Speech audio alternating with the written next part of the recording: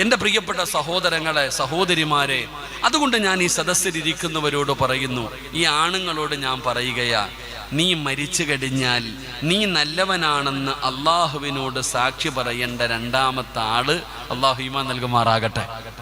ഉറക്കെ പറ, അല്ലാഹു ഈമാൻ നൽകുമാറാകട്ടെ. ആരാ? ആരാ?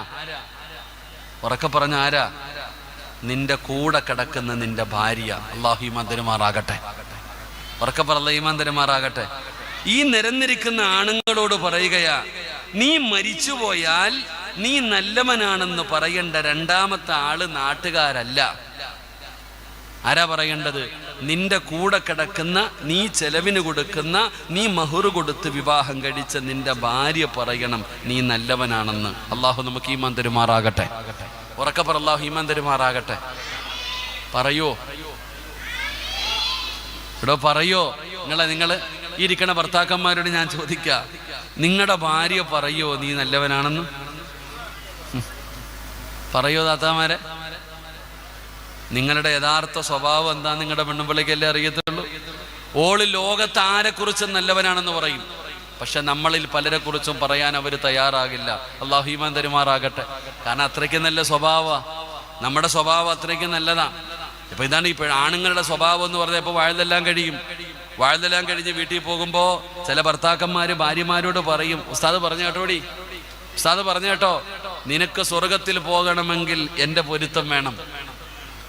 ഭർത്താവ് വലിയ അഭിമാനത്തോടു കൂടി ഭാര്യയോട് പറയുന്നു, നിനക്ക് സ്വർഗത്തിൽ പോകണമെങ്കിൽ എൻ്റെ പൊരുത്തം വേണം.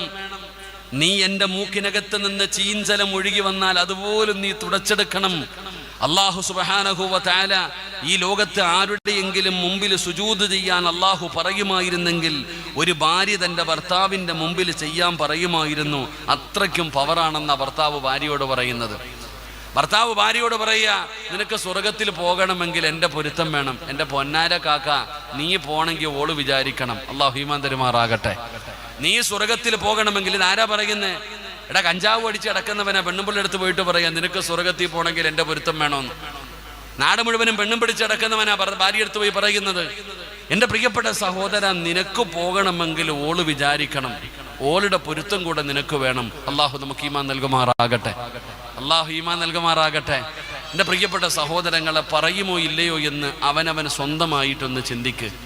നിങ്ങളുടെ ആരുടെയെങ്കിലും ഭാര്യ, ഇവിടെ നാട്ടുകാർ നീ മഹാനാണെന്ന് പറയും, നീ വലിയ ആളാണെന്ന് പറയും, അതിലൊന്നും കാര്യമില്ല. ഭാര്യ പറയട്ടെ, നിന്റെ കൂടെ കിടന്ന് നിന്റെ ഭാര്യ പറയട്ടെ നീ നല്ലവനാണെന്ന്. 40,000 പേരെ കൊണ്ടൊന്നും പറയിപ്പിക്കണ്ട, നിന്റെ ഭാര്യ പറയട്ടെ നീ നല്ലവനാണെന്ന്. അള്ളാഹു നമുക്ക് ഈമാൻ തരുമാറാകട്ടെ. പെണ്ണുങ്ങൾ പറയുന്നുണ്ടാകും, പടച്ചവനെ ആദ്യമായിട്ട ഒരു ഉസ്താദ് ഞങ്ങൾക്ക് വേണ്ടി വഅദ് പറയണേ. സാധാരണ വഅദ് പറയുന്ന ഉസ്താദന്മാർ മുഴുവനും പെണ്ണുങ്ങളെ കുറ്റവാ പറയാറ്.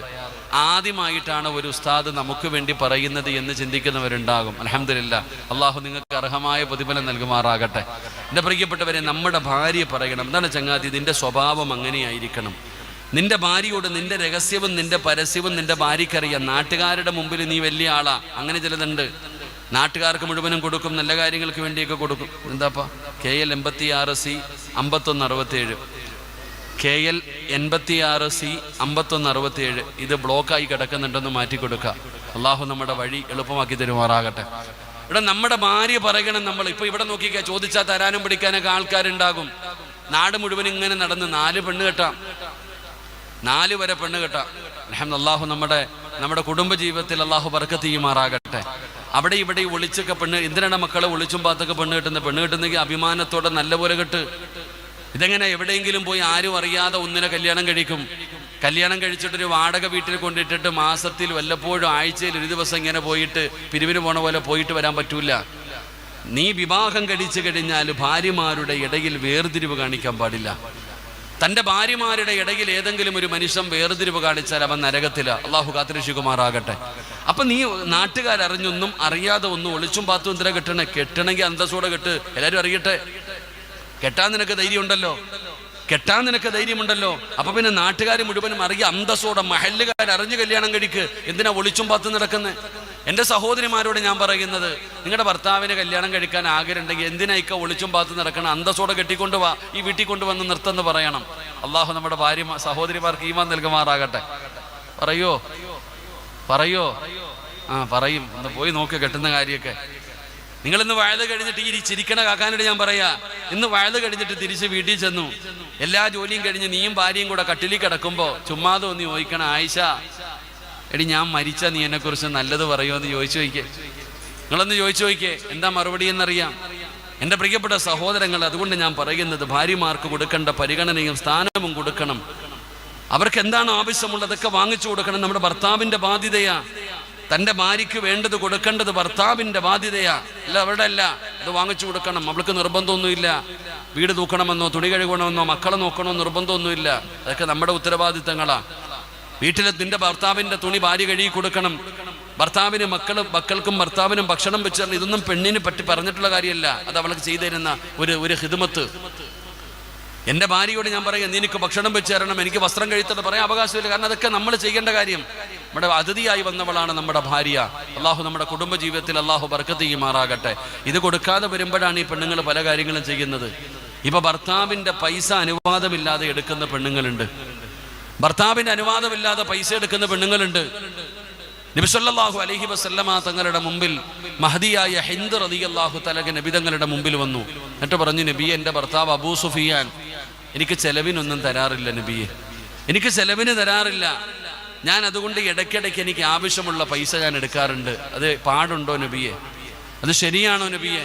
നബി തങ്ങളോട് ചോദിച്ചപ്പോൾ അള്ളാഹുവിൻ്റെ റസൂൽ സല്ലല്ലാഹു അലൈഹി വസല്ലമ തങ്ങൾ ഹിന്ദ് റളിയല്ലാഹു തആലയ്ക്ക് കൊടുത്ത മറുപടി, നിനക്ക് ആവശ്യമുള്ളത് നീ എടുത്തുകൊള്ളാനാ. അള്ളാഹു നമുക്ക് ഈമാൻ നൽകുമാറാകട്ടെ. നബി തങ്ങൾ പറഞ്ഞു, നിനക്ക് ആവശ്യമുള്ളത് എടുത്തുകൊള്ളാൻ. ഭർത്താവ് നിനക്ക് ആവശ്യപ്പെട്ടതുപോലും അർഹതപ്പെട്ടതുപോലും നിന്റെ ഇക്ക നിനക്ക് തരുന്നില്ല. നിനക്ക് ഭക്ഷണം വാങ്ങിച്ചു തരുന്നില്ല, നിനക്ക് വസ്ത്രം വാങ്ങിച്ചു തരുന്നില്ല, അല്ലെങ്കിൽ നിനക്ക് ആവശ്യപ്പെട്ട സാധനങ്ങൾ പോലും, ഒരു പെണ്ണിന് ആവശ്യമുള്ളത് പോലും മരുന്ന് വാങ്ങാൻ പൈസ തരുന്നില്ല. ഇങ്ങനെയുള്ള കാര്യങ്ങൾ ചെയ്യുന്നില്ല. അത് എടുക്കാം എൻ്റെ പ്രിയപ്പെട്ടവരെ എന്ന് നബിതങ്ങൾ ഹിന്ദ് റളിയല്ലാഹു തആല പറഞ്ഞ ഈ ചരിത്രത്തിൽ കാണാം. അതുകൊണ്ട് എൻ്റെ പ്രിയപ്പെട്ട സഹോദരങ്ങളോട് ഞാൻ പറയുന്നു, നിങ്ങളുടെ ഭാര്യമാർ നിങ്ങളെക്കുറിച്ച് നല്ലത് പറയണം. അതിനുവേണ്ടി നിങ്ങൾ പരിശ്രമിക്കുക. ഭാര്യ എപ്പോഴും ഭർത്താവിനെ കുറിച്ച് പറയുമ്പോൾ പറയണം, എൻ്റെ ഇക്ക, എൻ്റെ ഇക്ക, എൻ്റെ ഇക്ക. ഭാര്യ ഭർത്താവിനെ കുറിച്ച് പറയുമ്പോൾ 100 നാവായിരിക്കണം ഭാര്യയ്ക്ക്. അങ്ങനെ പറയുന്നതിന് വേണ്ടിയുള്ള ഒരു പരിശ്രമം നമ്മൾ ഓരോ ഭർത്താക്കന്മാരും നടത്തണം. അള്ളാഹു അങ്ങനെ ജീവിക്കാൻ നമുക്ക് ഭാഗ്യം തരുമാറാകട്ടെ. അള്ളാഹു അങ്ങനെ ജീവിക്കാൻ ഭാഗ്യം തരുമാറാകട്ടെ. എൻ്റെ പ്രിയപ്പെട്ടവരെ, നമ്മുടെ ഭാര്യയുടെ മാതൃക പുരുഷനായി നമ്മൾ മാറണം. നമ്മുടെ ഭാര്യ നമ്മളെ കണ്ടു പഠിക്കുന്ന രീതിയിൽ നമ്മുടെ ജീവിതത്തിൽ വലിയ മാറ്റം വരുത്താൻ കഴിയണം. അവൾ നമ്മളെ കണ്ടു വേണം പഠിക്കാൻ. നമ്മുടെ ഭാര്യ, അതാണ് പറഞ്ഞത്, നമ്മൾ അവരുടെ ഇമാമാകണം. റബ്ബനാ ഹബ് ലനാ മിൻ അസ്വാജിനാ വദുരിയാതിനാ ഖുർറത അയുനിൻ വജഅൽനാ ലിൽ മുത്തഖീന ഇമാമാ. അല്ലാഹുവേ, എൻ്റെ ഭാര്യയെയും എൻ്റെ മക്കളെയും നീ കണ്ണിന് കുളിർമയുള്ളവരാക്കി തരണം. അവസാനം പറയുന്നു, അവരുടെ ഇമാമാക്കണം പടച്ചവനെ എന്നെ. അവർക്ക് ഇമാമത്ത് നിൽക്കാൻ അർഹതയുള്ള ഒരു മനുഷ്യനാക്കി എന്നെ നീ മാറ്റണേ എന്ന് റബ്ബിനോട് ദുആ ചെയ്യണമെന്ന് നബിതങ്ങൾ പഠിപ്പിക്കുമ്പോൾ, അള്ളാന്റെ ഖുർആൻ പഠിപ്പിക്കുമ്പോൾ, എൻ്റെ പ്രിയപ്പെട്ട സഹോദരങ്ങളെ, നമ്മുടെ ഭാര്യമാർ നമ്മളെക്കുറിച്ച് നല്ലത് പറയുന്ന ഒരു അവസ്ഥ നമ്മൾ ഉണ്ടാക്കിയെടുക്കണം. അള്ളാഹു നമ്മുടെ കുടുംബ ജീവിതത്തിൽ അള്ളാഹു ബർക്കത്ത് ചെയ്യുമാറാകട്ടെ. അള്ളാഹു നമ്മുടെ കുടുംബ ജീവിതത്തിൽ ബർക്കത്ത് ചെയ്യുമാറാകട്ടെ. ഇത് പറയുമ്പോൾ എൻ്റെ പ്രിയപ്പെട്ട സഹോദരിമാർക്ക് വല്ലാത്ത സന്തോഷമാണ്. പടച്ചവനെ, പെങ്ങളെ, നീ നിന്റെ ഭർത്താവിനെ കുറിച്ച് നല്ലത് പറഞ്ഞാൽ, അല്ലാഹുവേ, നിന്റെ ഭർത്താവ് നല്ലവനാണ്, നല്ലവനാണ്, നല്ലവനാണ്, സ്വർഗം കൊടുക്കണേ അല്ലോ എന്ന് നീ നാളെ പടച്ച റബ്ബിന്റെ മുമ്പിൽ നിന്റെ ഭർത്താവിന് വേണ്ടി സാക്ഷി നിന്നാ, പെങ്ങളെ, സ്വർഗമുണ്ട് മോനെ. എൻ്റെ പ്രിയപ്പെട്ട സഹോദരാ, സ്വർഗമുണ്ട് പെങ്ങളെ. ഇനി നിന്റെ കാര്യം എന്താ പെങ്ങളെ? പെങ്ങളെ, നിനക്കും സ്വർഗം വേണമല്ലോ, നിനക്കും സ്വർഗം വേണമല്ലോ. നിനക്ക് സ്വർഗം കിട്ടണമെങ്കിൽ എന്ത് ചെയ്യണമെന്നറിയുമോ? ആരാണ് നിന്നെ കുറിച്ച് നല്ലത് പറയേണ്ടതെന്നറിയോ? മഹാനായ ആദരവായ പ്രവാചകൻ നബി മുഹമ്മദ് മുസ്തഫ സല്ലല്ലാഹു അലൈഹി വസല്ലമ തങ്ങൾ ബനൂ മുസ്തലഖ് യുദ്ധം കഴിഞ്ഞ് നബി തങ്ങളും സ്വഹാബത്തും വരികയാണ്. ആ യുദ്ധത്തിന്റെ പ്രത്യേകത എന്തെന്നറിയോ? അല്ലാഹുവിന്റെ പ്രവാചകൻ സല്ലല്ലാഹു അലൈഹി വസല്ലമ തങ്ങളുടെ കൂടെ തന്റെ പ്രിയപ്പെട്ട ഭാര്യയായ മഹദിയായ ആയിഷ ആയിഷ ബീബി റളിയല്ലാഹു തആല അൻഹ അല്ലാഹുവിന്റെ പ്രവാചകന്റെ കൂടെ ആ യുദ്ധത്തിന് പോയിരുന്നു. പടച്ചവരെ സഹായത്തിന് വേണ്ടി ആയിഷ ബീബി കടന്നു പോയിരുന്നു. അതാ യുദ്ധം കഴിഞ്ഞ നബി തങ്ങളും സ്വഹാബത്തും മടങ്ങി വരുമ്പോ ഒരുപാട് ദൂരയാത്രയാണ്. പടച്ചവനെ മലമൂത്ര വിസർജനം നടത്തണമല്ലോ. അങ്ങനെ എല്ലാവരും ഒരു സ്ഥലത്ത് നിൽക്കുകയാണ്. അങ്ങനെ അള്ളാഹുവിന്റെ പ്രവാചകൻ ആണുങ്ങളെ സ്വഹാബത്ത് മുഴുവനും പിടിച്ചു നിർത്തി. ആയിഷ ബീബി റളിയല്ലാഹു തആല അൻഹ ഇറങ്ങിപ്പോയി. തന്റെ ആവശ്യ പൂർത്തീകരണത്തിന് വേണ്ടി ആയിഷ ബീബി റളിയല്ലാഹു തആല അൻഹ കടന്നുപോയി. തന്റെ ആവശ്യം പൂർത്തീകരിച്ചു കഴിഞ്ഞു. ആയിഷ ബീബി റളിയല്ലാഹു തആല അൻഹ തിരിച്ചു വന്ന് വാഹനത്തിലേക്ക് കയറുകയാണ്. എല്ലാവരും കണ്ടടോ, തന്റെ ഒട്ടകക്കട്ടിലിന്റെ മുകളിലേക്ക് ആയിഷ ബീബി റളിയല്ലാഹു തആല അൻഹ കയറുന്നത് നബി തങ്ങൾ കണ്ടു, സ്വഹാബത്തിലെ പലരും കണ്ടു. ആയിഷ ബീബി കയറിയെന്ന് ഉറപ്പായപ്പോ അല്ലാഹുവിന്റെ റസൂൽ പറഞ്ഞു, പോ സഹാബാ. സഹാബത്ത് മുഴുവനും അവരവരുടെ ആവശ്യങ്ങൾക്ക് വേണ്ടി കടന്നുപോയി. പലരും തിരിച്ചു വരാൻ തുടങ്ങി. അപ്പോഴാണ് ആയിഷ ബീബി റളിയല്ലാഹു തആല അൻഹയ്ക്ക് ഒരു കാര്യം മനസ്സിലാകുന്നത്. തന്റെ കഴുത്തിൽ കിടന്ന മാല കാണുന്നില്ല. മാല നഷ്ടപ്പെട്ടു പോയെന്ന് മനസ്സിലാവുകയാണ്. താൻ പോയ സ്ഥലത്താണ് നഷ്ടപ്പെട്ടതെന്ന് ഓർമ്മ വന്നടോ. ആയിഷ ബീബി എന്ത് ചെയ്തെന്നറിയോ? അള്ളാന്റെ റസൂലിനെ നോക്കിയിട്ട് കണ്ടില്ല. അതുകൊണ്ട് ഓടിച്ചെന്ന് എടുത്തുകൊണ്ട് വരാമെന്ന് കരുതിയിട്ട് ആയിഷ ബീബി റളിയല്ലാഹു തആല അൻഹ ആരോടും പറയാതെ ഇറങ്ങി പോവുകയാണ്. ഒരാൾ പോലും ആയിഷാനെ കണ്ടില്ല. അല്ലാഹുവേ, ആയിഷ ബീബി ആരോടും പറഞ്ഞതുമില്ല. അങ്ങനെ മാല തേടിയിട്ട് അവിടെ ഇറങ്ങിപ്പോയി. സഹാബത്ത് മുഴുവനും കടന്നു വന്നു. അല്ലാഹുവിന്റെ റസൂല് കടന്നു വന്നു. ആയിഷ കേറുന്നത് കണ്ടതാണല്ലോ, അതുകൊണ്ട് നോക്കിയില്ലടോ. നബി തങ്ങളും സ്വഹാബത്തും അവിടെ നിന്ന് യാത്ര തുടങ്ങുകയാണ്. അവരവിടെ നിന്ന് യാത്ര തുടങ്ങി. പടച്ചവനെ, അങ്ങനെ എല്ലാവരും പോയി കഴിഞ്ഞു. ആയിഷ ബീബി റളിയല്ലാഹു തആല അൻഹ മാലയുമായിട്ട് ഓടി വരുമ്പോ അല്ലാഹുവിന്റെ റസൂലിനെയും സ്വഹാബത്തിനെയും കാണുന്നില്ല. എല്ലാവരും പോയിരിക്കുകയാണ്. എന്ത് ചെയ്യണമെന്നറിയില്ല, എന്ത് ചെയ്യണമെന്നറിയില്ല. ആയിഷ എന്ന് പറയുന്ന ചെറിയ പെൺകുട്ടി ഉണ്ടല്ലോ, വഴിയോരത്തിരുന്ന് കരയുകയാ. എന്ത് ചെയ്യണമെന്നറിയാതെ ആയിഷ ബീബി റളിയല്ലാഹു തആല അൻഹ വഴിയോരത്തിരുന്ന് കരയുകയാണ്. അപ്പോഴാണ് സഫ്വാൻ എന്ന് പറയുന്ന യുവത്വത്തിന്റെ നടുവിലൂടെ നടന്നു പോകുന്ന ചെറുപ്പക്കാരൻ സഫ്വാൻ റളിയല്ലാഹു തആല അൻഹു അവിടുന്ന് തന്റെ കുതിരപ്പുറത്ത് വരികയാണ്. ഒറ്റയ്ക്കാണ് വരുന്നത്. എന്തുകൊണ്ടാണ് ഒറ്റയ്ക്ക് വരാനുള്ള കാരണമെന്നറിയോ? നഷ്ടപ്പെട്ടു പോകുന്ന സാധനങ്ങൾ എടുത്തുകൊണ്ട് വരാറ്. യാത്രക്കാരുടെ കയ്യിൽ നിന്ന് നഷ്ടപ്പെട്ടു പോകുന്നത് എടുത്തുകൊണ്ട് വരുന്നതിന് വേണ്ടി നബി തങ്ങൾ പറഞ്ഞു വെച്ച സ്വഹാബിയാണ് സഫ്വാൻ റളിയല്ലാഹു തആല അൻഹു. അവിടുന്ന് പടച്ചവനെ കുതിരപ്പുറത്ത് വരുമ്പോ വഴിയോരത്ത് ഹിജാബിട്ടിരുന്ന ഒരു പെണ്ണിരുന്ന് കരയുകയാണ്. ആരാണെന്നറിയില്ല, ആരാണെന്നറിയില്ല. സഫ്വാൻ തങ്ങൾ ചോദിക്കുന്നു, ആരാ ഇവിടെ ഇരുന്ന് കരയുന്നതാരാ? ആയിഷ ബീബി റളിയല്ലാഹു തആല അൻഹ അവിടുന്ന് പറയുന്നു, ഉമ്മഹാത്തുൽ മുഅ്മിനീൻ മഹദി ആയിഷ. അല്ലാഹുവിന്റെ പ്രവാചകന്റെ പ്രിയപ്പെട്ട ഭാര്യയായ ആയിഷയാണ്. അല്ലാഹുവിന്റെ റസൂലിന്റെ ഭാര്യയായ ആയിഷയാ. ഇന്നാ ലില്ലാഹ്. സഫ്വാൻ റളിയല്ലാഹു തആല അൻഹു അവിടുന്ന് വിളിച്ചു പറയുകയാണ്, ഇന്നാ ലില്ലാഹ്. അല്ലാഹുവിന്റെ റസൂലിന്റെ ഭാര്യയായ ആയിഷയോ ചാടി ഇറങ്ങുകയാണ്. ഉമ്മാ കേറുമ്മ, ഈ വാഹനത്തിന്റെ മുകളിലേക്ക് കേറുമ്മ. ഈ സഫ്വാൻ കയറ് പിടിച്ച് മുമ്പിൽ നടക്കാമുമ്മ. ആയിഷ ബീബി റളിയല്ലാഹു തആല അൻഹാ വേറെ വഴിയില്ലടോ, അവിടുന്ന് വാഹനപ്പുറത്ത് കയറുകയാണ്. അങ്ങനെ സഫ്വാനും ആയിഷ ബീവിയും അവിടുന്ന് യാത്ര തുടങ്ങി. അള്ളാന്റെ റസൂലും സ്വഹാബത്തും മണിക്കൂറുകൾ കഴിഞ്ഞപ്പോഴാണ് ആയിഷയില്ലെന്നറിയുന്നത്. ആയിഷാനെ കാണുന്നില്ല. എല്ലാവർക്കും വല്ലാത്ത പ്രയാസമായി. അള്ളാന്റെ റസൂലിന്റെ പ്രിയപ്പെട്ട ഭാര്യയായ ആയിഷ ബീവിയെ കാണുന്നില്ല. എല്ലാവർക്കും വല്ലാത്ത ബേജാറായി. പടച്ചവനെ, എല്ലാവരും ഒരുമിച്ച് നിൽക്കുകയാണ്. എല്ലാരും നബി തങ്ങളുടെ ചാരത്ത് നിൽക്കുമ്പോ സഫ്വാൻ എന്ന് പറയുന്ന സ്വഹാബി നടന്നു വരുന്നു. ആയിഷ ബീബി റളിയല്ലാഹു തആല അൻഹാ വാഹനത്തിന്റെ മുകളിലിരിക്കുകയാണ്. നബി തങ്ങളുടെ ചാരത്തേക്ക് കടന്നു വന്നു. ആയിഷ ബീബി റളിയല്ലാഹു തആല അൻഹ സംഭവിച്ച സംഭവങ്ങൾ മുഴുവനും പറഞ്ഞു കൊടുത്തു. നബി തങ്ങൾക്ക് സമാധാനമായി, സഹാബത്തിന് സമാധാനമായി. അങ്ങനെ അവിടുന്ന് യാത്ര തുടരാ സമയമായപ്പോ മുനാഫിക്കീങ്ങളുടെ നേതാക്കന്മാരിൽപ്പെട്ട അബ്ദുല്ലാഹി ഇബ്നു സലൂൻ എന്ന് പറയുന്ന വൃത്തികെട്ടവനുണ്ടല്ലോ, അവൻ പറയാൻ തുടങ്ങി.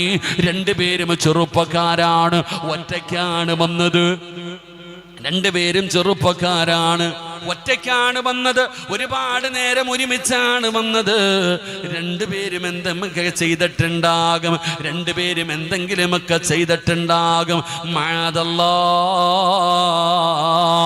അള്ളാന്റെ റസൂലിന്റെ ഭാര്യയായ ആയിഷ ബീവിയെ കുറിച്ച് അവിടെ അപവാദം തുടങ്ങുകയാണ്. കാട്ടുതീ പടരുന്നത് പോലെ മദീന മുഴുവനും പടർന്നടോ. ഒരു നാട് മുഴുവനും പടരുകയാണ്. കേട്ടവർ വിശ്വസിക്കുകയാണ്. കാരണം പറഞ്ഞത് കാഫിരീങ്ങളല്ല, പറഞ്ഞത് പടച്ചവനെ മറ്റുള്ളവരല്ല, അല്ലാഹുവിന്റെ റസൂലിന്റെ കൂടെ പോയ മുസ്ലിമീങ്ങൾ തന്നെയാണ് പറഞ്ഞത്. മുനാഫിക്കീങ്ങളാണ് പറഞ്ഞു വരുത്തിയത്. അതുകൊണ്ട് പലരും വിശ്വസിച്ചടോ. അങ്ങനെ എല്ലാ സ്ഥലങ്ങളിലും ആയിഷാനെ കുറിച്ച് ചർച്ചയായി. എവിടെയും ആയിഷ, എവിടെയും ആയിഷ. അല്ലാഹുവിന്റെ റസൂലിന്റെ പ്രിയപ്പെട്ട ഭാര്യയായ ആയിഷ ബീബി റളിയല്ലാഹു തആല അൻഹാ പഞ്ചായത്തല്ല, ഒരു കുടുംബമല്ല, മദീന മുഴുവനും ചർച്ച ചെയ്യുകയാണ്. അല്ലാഹുവിന്റെ റസൂലിന് വല്ലാത്ത സങ്കടമായി. നബി തങ്ങൾ ആരോടും മിണ്ടുന്നില്ല, പ്രവാചകൻ ആരോടും മിണ്ടുന്നില്ല. അല്ലാഹുവിന്റെ റസൂൽ സ്വല്ലല്ലാഹു അലൈഹി വസല്ലമ തങ്ങൾ അവസാനം സ്വഹാബത്ത് പല സ്ഥലങ്ങളിൽ നിന്ന് പറയുന്നത് കേട്ടപ്പോ നബി തങ്ങൾ എന്ത് ചെയ്തെന്നറിയോ? നമസ്കാരം കഴിഞ്ഞ പള്ളിയുടെ മിഹ്റാബിലേക്ക് കേറുകയാ. നബിതങ്ങൾ പള്ളിയുടെ മിഹ്റാബിൽ കയറി. നബിതങ്ങൾ പള്ളിയുടെ മിഹ്റാബിൽ കയറി. എന്നിട്ട് വിളിക്കുന്നു, യാ അയ്യുഹന്നാസ്. അല്ലാഹുവിന്റെ പ്രവാചകൻ സ്വല്ലല്ലാഹു അലൈഹി വസല്ലമ തങ്ങൾ അവിടുന്ന് വിളിക്കുന്നു, യാ സ്വഹാബാ. നിങ്ങൾ ആയിഷയെ കുറിച്ച് പറയുന്നത് ഞാൻ കേൾക്കുന്നു സ്വഹാബാ. ഞാൻ ആയിഷയെ കുറിച്ച് പറയുന്നത് ഞാൻ കേൾക്കുന്നു സ്വഹാബാ. നബി തങ്ങൾക്ക് വല്ലാത്ത സങ്കടമെന്തെന്നറിയോ? സഫ്വാൻ എന്ന് പറയുന്ന സ്വഹാബി ബദരീങ്ങളിൽപ്പെട്ട സ്വഹാബിയാണ്, ബദറിൽ പങ്കെടുത്ത സ്വഹാബിയാണ് സഫ്വാൻ. ആ സഫ്വാൻ റളിയല്ലാഹു തആല അൻഹു ആയിഷ ബീവിയുമായി 8 മണിക്കൂറുകൾ ഒറ്റയ്ക്കാണ് സഞ്ചരിച്ചു വന്നത്. എന്തു പറ്റി എന്ന് പോലും ചോദിച്ചില്ല. ഉമ്മാന് എന്ത് സംഭവിച്ചതാണെന്ന് പോലും ആ ചെറുപ്പക്കാരൻ ചോദിച്ചില്ല. ആ സഫ്വാനിനെ കുറിച്ചാണ് പറയുന്നത്. അല്ലാഹുവിന്റെ റസൂലിന്റെ ഭാര്യയെ കുറിച്ച് ഒരു നാട് മുഴുവനും ചർച്ച ചെയ്യപ്പെട്ടപ്പോ നബി തങ്ങളുടെ മറുപടി എന്തെന്നറിയുമോ പെങ്ങളെ? അള്ളാന്റെ റസൂലിന്റെ മറുപടി എന്താ? പള്ളിയുടെ മിമ്പറിൽ കയറി നിന്നിട്ട് അള്ളാന്റെ റസൂൽ വിളിക്കുന്നു, യാ അയ്യുഹന്നാസ്. അല്ലയോ ജനങ്ങളെ, നിങ്ങളൊക്കെ എന്തു പറഞ്ഞാൽ, എൻ്റെ ആയിഷാനെ കുറിച്ച് നിങ്ങളൊക്കെ എന്തു പറഞ്ഞാൽ എനിക്കെൻ്റെ ആയിഷയെ അറിയാം. ഞാൻ വിശ്വസിക്കില്ല സഹാബാ. ലാകിൻ വല്ലാഹ് വല്ലാഹി മാ അലിംതു അലാ അഹ്ലി ഇല്ലാ ഖൈറാ. നബി തങ്ങളുടെ മറുപടിയാണ്, അല്ലാഹുവിന്റെ റസൂലിന്റെ മറുപടിയാണ്. അവിടെ നിന്ന് പറയുന്നു, ലാകിൻ വല്ലാഹി മാ അലിംതു അലാ അഹ്ലി ഇല്ലാ ഖൈറാ. സ്വഹാബത്തേ, അവൾ ഇന്നലെ വരെ എൻ്റെ കൂടെ ജീവിച്ചവളാണ്, എൻ്റെ ആയിഷ എൻ്റെ കൂടെ കഴിഞ്ഞവളാണ്, ഇന്നലെ വരെ എൻ്റെ കൂടെ നടന്നവളാണ്. ഞാൻ കണ്ടിട്ടില്ലടോ മാ അലിംതു അലാ അഹ്ലി ഇല്ലാ ഖൈറാ. എൻ്റെ ആയിഷ കള്ളത്തരങ്ങൾ കാണിക്കുന്നത്, എൻ്റെ ആയിഷ എന്തെങ്കിലും തെറ്റ് ചെയ്യുന്നത്, നല്ലതല്ലാതെ ഒന്നും ഞാൻ കണ്ടിട്ടില്ല. നല്ലതല്ലാതെ എൻ്റെ ആയിഷയുടെ ഭാഗത്ത് നിന്ന് ഒന്നും ഞാൻ കണ്ടിട്ടില്ല. എൻ്റെ ആയിഷ നല്ലവളാണ്, എൻ്റെ ആയിഷ നല്ലവളാണ്. ഒരു നാട് മുഴുവനും തെറ്റുകാരിയാണെന്ന് പറഞ്ഞപ്പോ ഭർത്താവ് പറയുന്നു, ഇല്ല ഇല്ല ഇല്ല, അല്ലാഹുവിനെ കൊണ്ട് തന്നെയാണ് സത്യം, എൻ്റെ ഭാര്യ എനിക്ക് വിശ്വാസമാണ്, അവൾ നല്ലവളാണെന്ന് നബി മുഹമ്മദ് മുസ്തഫ സല്ലല്ലാഹു അലൈഹി വസല്ലമ തങ്ങൾ പഠിപ്പിക്കുമ്പോ, പടച്ച റബ്ബേ, വഅദ് കേൾക്കാമെന്ന ഫർദയും ഹിജാബും ധരിച്ച ഉമ്മമാരെ, സഹോദരിമാരെ, നിങ്ങൾക്ക് തോന്നുന്നുണ്ടോ നിങ്ങളെക്കുറിച്ച് നിങ്ങളുടെ ഭർത്താക്കന്മാരെങ്ങനെ പറയുമെന്ന്? നിങ്ങളെക്കുറിച്ച് നിങ്ങളുടെ ഭർത്താക്കന്മാര്, എൻ്റെ ഭാര്യ അല്ലാഹുവിനെ പേടിയുള്ളവളാണ്, അവൾ ഒരിക്കലും ചതിക്കുന്നവളല്ല, അവൾ വഞ്ചിക്കുന്നവളല്ല, അവൾ എന്നെ പറ്റിക്കുന്നവളല്ല, അവൾ അല്ലാഹുവിനെ പേടിച്ച് ജീവിക്കുന്നവളാണ്. എനിക്കിതുപോലെ ഒരു ഭാര്യ എൻ്റെ റബ്ബനിക്ക് തന്നത് ഏറ്റവും വലിയ അത്ഭുതമാണ്. അല്ലാഹുവേ, പറയുമോ സഹോദരി, നിന്റെ ഭർത്താവ് നിന്നെ കുറിച്ച് പറയുമോ? പെങ്ങളെ, നിനക്ക് സ്വർഗം വേണോ? നിനക്ക് രക്ഷപ്പെടണോ?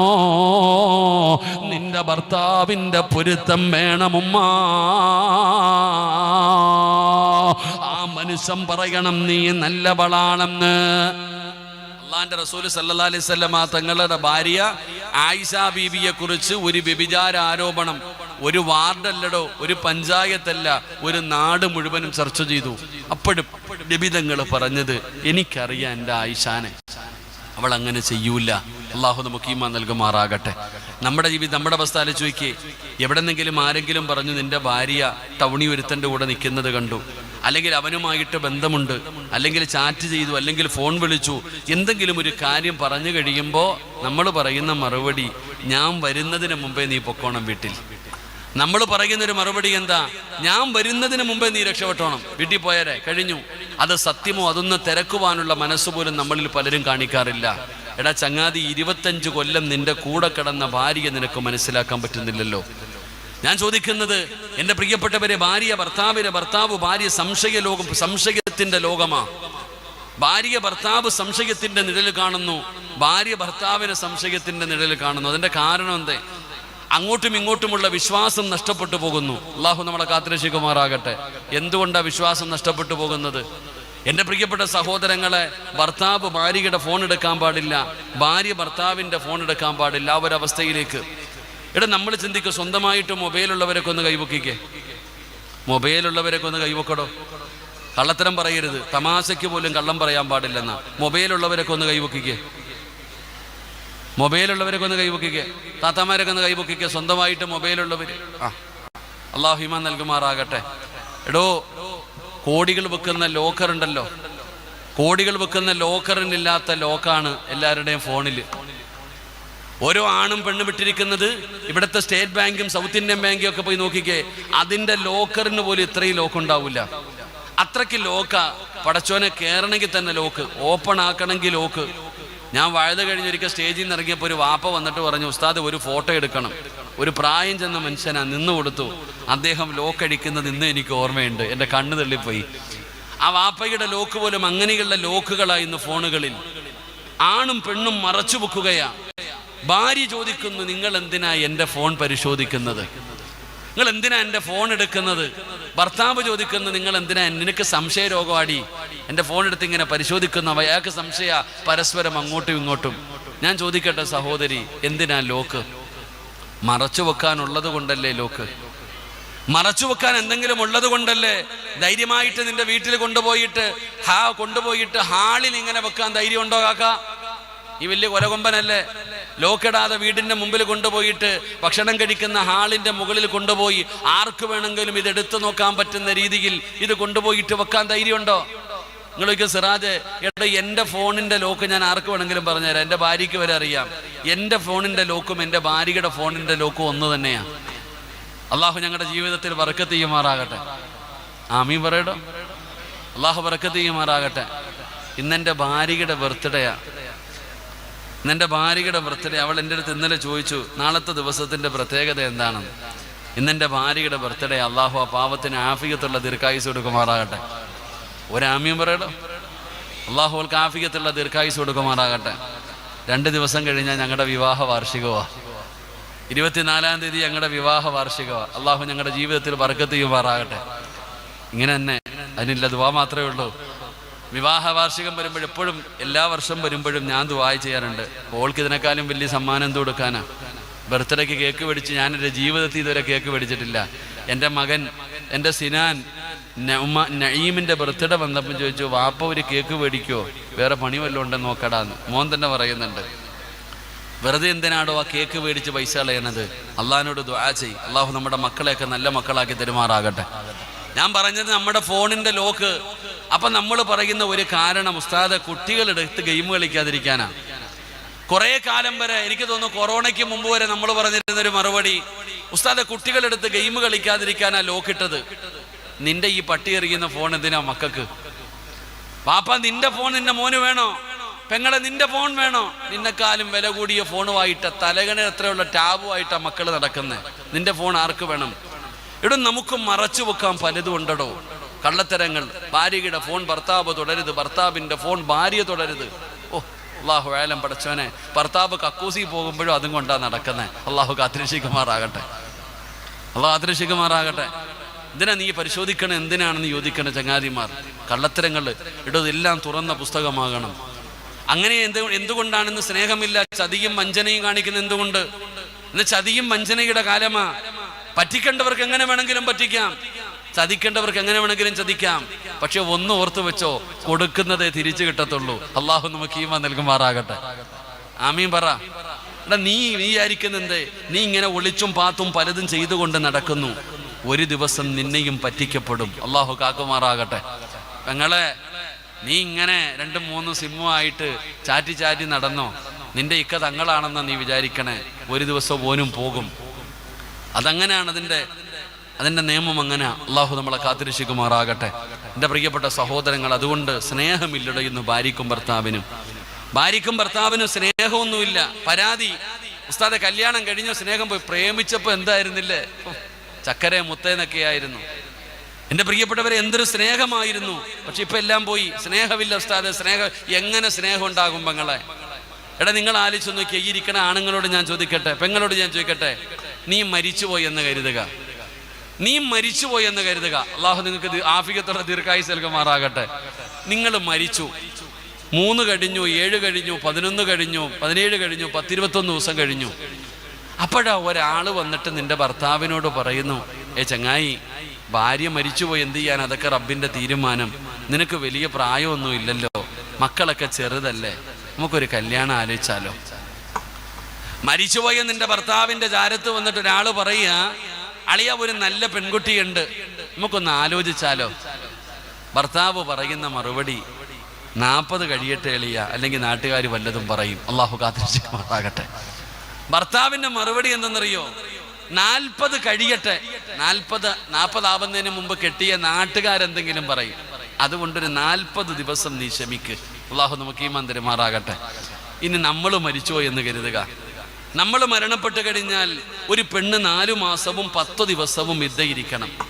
ആരാ ഇരിക്കട്ടെ എന്ന് പറഞ്ഞേ? ഈ 4 മാസവും 10 ദിവസവും ഇദ്ദയിരിക്കുന്നത് വല്ല പ്രായമുള്ള ഉമ്മമാര് വല്ല ഇരുന്നു.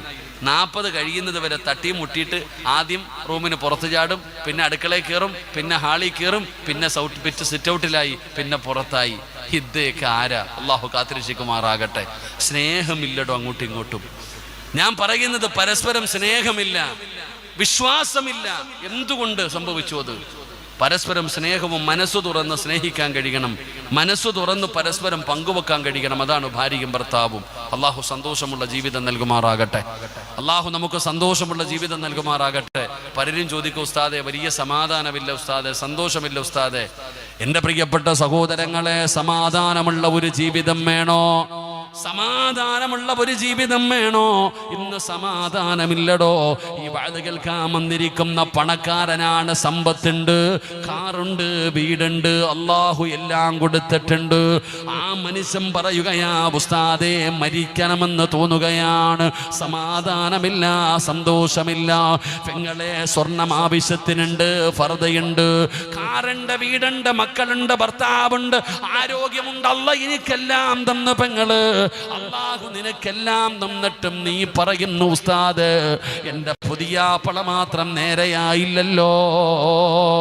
മക്കളെ ഓർത്തിട്ടാ ഉസ്താദ്, ഇല്ലെങ്കിൽ എന്നേ ഞാൻ പോയേന്. ഞാൻ മരിക്കാൻ പലപ്പോഴും തീരുമാനിച്ചതാണ്, ആഖിറം നഷ്ടപ്പെട്ടു പോകുമെന്നുള്ള പേടി കൊണ്ടാണ് ഞാൻ ചെയ്യാത്തത്. എന്തുകൊണ്ടാണ് നമ്മുടെ ജീവിതത്തിൽ ഇങ്ങനെ സംഭവിച്ചത്?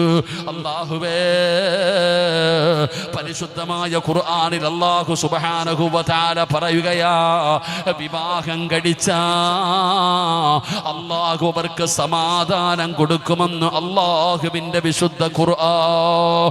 അല്ലാഹു വിശുദ്ധമായ ഖുർആനിൽ അല്ലാഹു പറയുകയാ, അല്ലാഹു ഖുർആനിലൂടെ പറഞ്ഞ കാര്യമാണ്.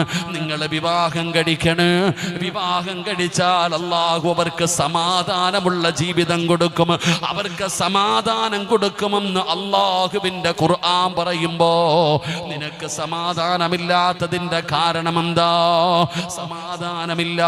ഭാര്യയും ഭർത്താവും കീരിയും പാമ്പിനെ പോലെ കടിച്ചു കീറുകയാണ്. സ്നേഹമില്ലടോ, സ്നേഹമില്ലടോ.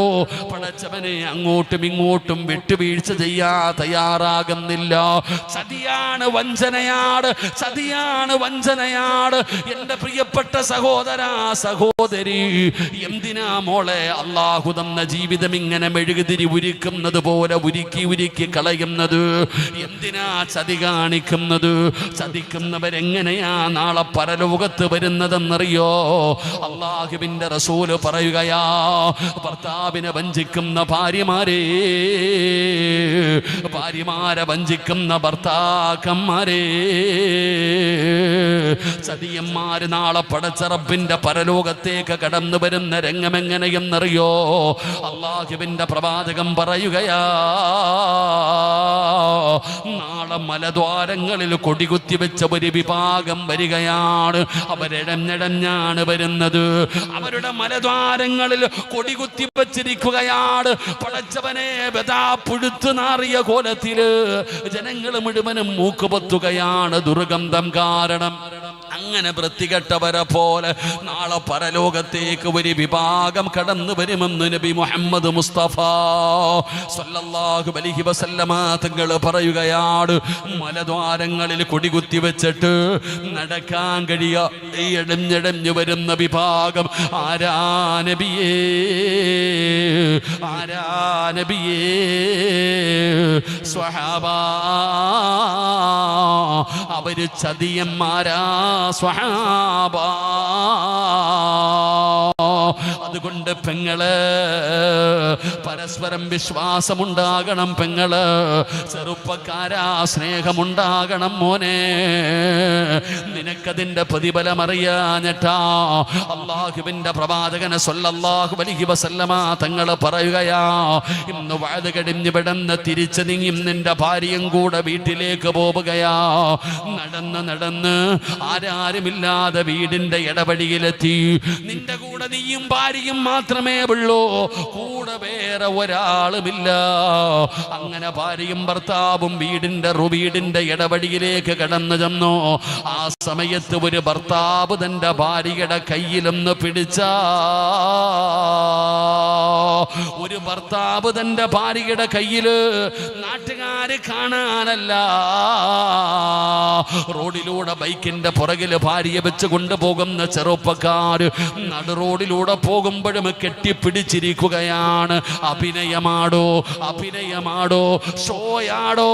എടോ സഹോദരാ, അല്ലാഹുവിന്റെ തൃപ്തി കരുതിയിട്ട് നീ നിന്റെ ഭാര്യയുടെ കയ്യിലൊന്ന് ചേർത്ത് പിടിച്ചാ നിങ്ങൾ രണ്ടുപേരും ചെയ്ത പാപം അല്ലാഹു പുറത്തു തരുമെന്ന് നബി മുഹമ്മദ് മുസ്തഫ സല്ലല്ലാഹു അലൈഹി വസല്ലമ തങ്ങൾ പറയുകയാ. ചിരിക്കണം ചെറുപ്പക്കാരാ, പെങ്ങളെ ചിരിക്കണം പെങ്ങള്. ഭർത്താവിന്റെ മുഖത്ത് നോക്കിയിട്ടൊന്ന് പുഞ്ചിരിക്ക് പെങ്ങള്. ഭർത്താവിന്റെ മുഖത്ത് നോക്കിയിട്ടൊന്ന് സന്തോഷിപ്പിക്ക് പെങ്ങള്. സഹോദരാ, നീ കൊട്ടാരം പണിത് കൊടുക്കണ്ട, 100 പവൻ വാങ്ങിക്കൊടുക്കണ്ട. നിന്റെ പ്രിയപ്പെട്ടവളുടെ മുഖത്ത് നോക്കിയൊന്ന് ചിരിച്ചാ മതി, അവളോടൊന്ന് സംസാരിച്ചാ മതി. എന്ത് സമാധാനമാണെന്നറിയോ? ചിരിക്കണേ സഹോദരാ, ആ ചിരി നിനക്ക് നഷ്ടമാകില്ല. മരിച്ചു കിടക്കുമ്പോ നിന്റെ മുഖത്ത് കാണാമാ പുഞ്ചിരി.